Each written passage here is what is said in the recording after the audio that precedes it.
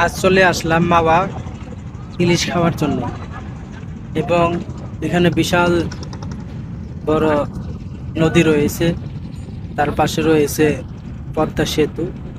সেইটা ভ্রমণ করে ভাঙা গিয়েছিলাম। এখন ইলিশ খাওয়ার জন্য মাওয়া ফেরিঘাট বা নদীর ধারে চলে আসছি। এই যে দেখতে পাচ্ছেন পদ্মা সেতু, এবং বিকেলের সময় অনেক মানুষের সমাগম হয়ে থাকে এখানে। এখানে তার প্রিয়জনকে সঙ্গে নিয়ে বা ফ্যামিলি, বিভিন্ন জায়গা হতে মানুষ আসে এখানে বেড়াতে। সবচেয়ে বেশি বিকেলের সময় এবং বিভিন্ন দিবসে, বিভিন্ন স্পেশাল দিনে এখানে অনেক মানুষের সমাগম হয়ে থাকে।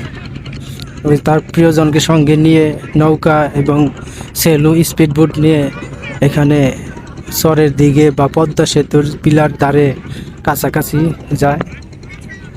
দেখুন কত মানুষ নদী ভ্রমণের জন্য চলে আসছে। আকাশে উঠতেছে চিল পাখির মতো ঘুড়ি।